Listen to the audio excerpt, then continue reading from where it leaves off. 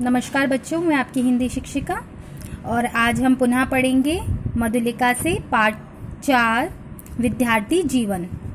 तो अभी तक हमने पढ़ा था, गांधी जी ने बताया है अपने बारे में और उन्होंने बताया था कि संस्कृत उनको पसंद नहीं थी और एक बार वो फारसी कक्षा में जाके बैठ गए थे, तो इससे संस्कृत शिक्षक को बहुत दुख हुआ और फिर बाद में वे बहुत शर्मिंदा भी हुए और शिक्षक के प्रेम की वो अवहेलना ना कर सके। यहाँ तक हमने कल पढ़ा था, इसके आगे पढ़ेंगे।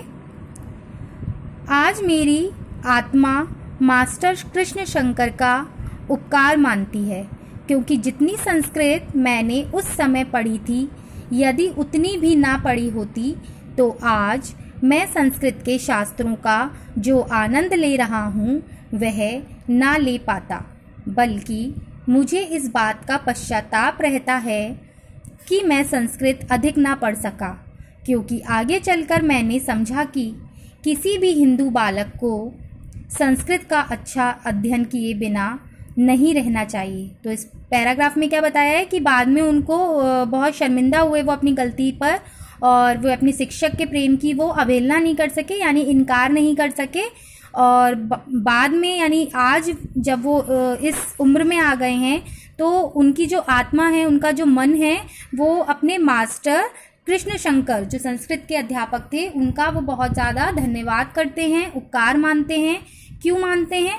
क्योंकि उन्होंने उस समय जितनी संस्कृत पढ़ी थी सिर्फ उन्हीं के बल पर पढ़ी थी, और यदि वो उस समय संस्कृत नहीं पढ़ पाते तो आज जो वो संस्कृत के ग्रंथों का जो आनंद ले रहे हैं वो ना ले पाते। क्योंकि जो भी वो आनंद ले रहे हैं, संस्कृत शास्त्रों का जो आनंद ले रहे हैं, वो उन्होंने जब संस्कृत उस समय पढ़ी थी उसी की वजह से वो ले पा रहे हैं। बल्कि उनको इस बात का पश्चाताप भी है, यानी अफसोस भी रहा है कि वो और अधिक संस्कृत नहीं पढ़ पाए, क्योंकि आगे चलकर उन्होंने यह चीज़ को समझा कि एक हिंदू बालक के लिए संस्कृत का अच्छा अध्ययन भी बहुत ज़्यादा ज़रूरी है।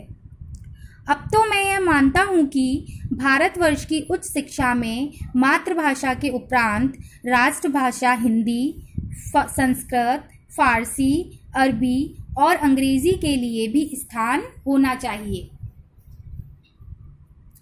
इतनी भाषाओं की गिनती से किसी को डर जाने की आवश्यकता नहीं।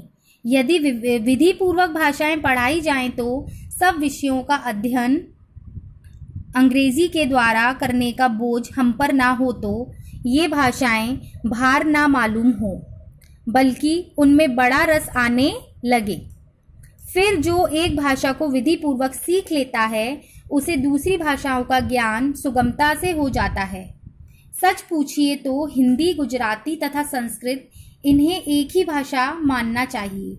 यही उर्दू, फारसी और अरबी के लिए कह सकते हैं। मतलब उनका क्या मानना था? गांधी जी मानते थे कि भारत में जो उच्च शिक्षा, जो मतलब हम लोग शिक्षा लेते हैं, उस शिक्षा में मातृभाषा के उपरांत, यानी कि मातृभाषा के बाद कौन कौन सी भाषाएं होनी चाहिए? हिंदी के अलावा संस्कृत भी होना चाहिए, फारसी, अरबी, अंग्रेजी, इन सभी भाषाओं को स्थान देना बहुत ज़्यादा आवश्यक है। क्यों मानते थे?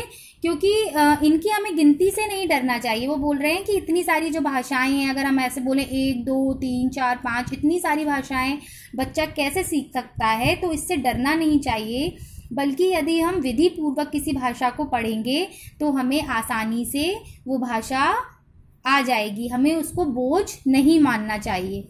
क्योंकि कई भाषाएं ऐसी हैं जो एक जैसी हैं, जैसे हिंदी, गुजराती और संस्कृत, ये एक जैसी भाषाएं हैं। उसी प्रकार से उर्दू, फारसी और अरबी, ये भी एक जैसी हम कह सकते हैं।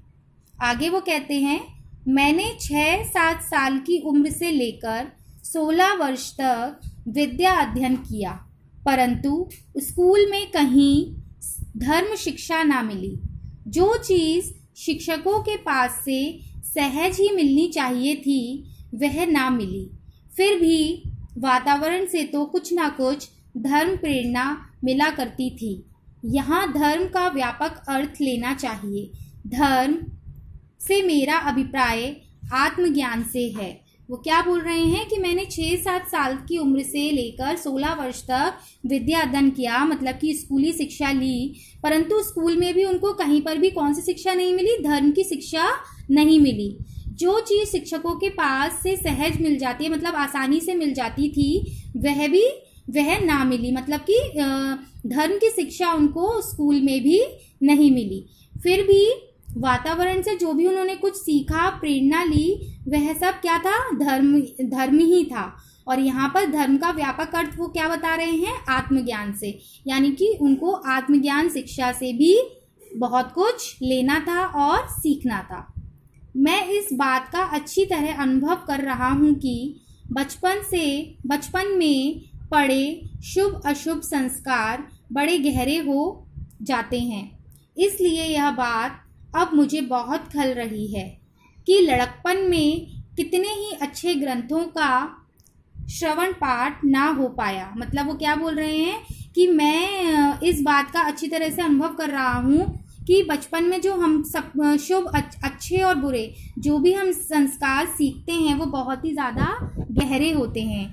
वो क्या बोल रहे हैं कि उनको एक बात बहुत खलती है कि उन्होंने अपने लड़कपन के कारण, यानी बचपने में कई ऐसी चीज़ें, यानी कई ऐसी चीज़ों को मतलब अनादर किया या वो सीख नहीं पाए। जैसे अच्छे ग्रंथों का भी उन्होंने श्रवण पाठ ना हो पाया, यानी कि वो सुन नहीं पाए, तो इस चीज़ का भी उन्हें हमेशा अफसोस रहा है।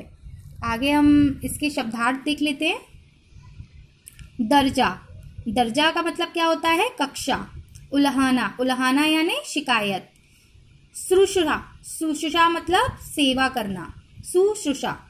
सुलेख अच्छी लिखावट। अवहेलना यानी अनदेखी। शास्त्र यानी ग्रंथ। आचरण यानी व्यवहार। झेपूपन यानी संकोच करने की आदत। गैर हाजिर अनुपस्थित।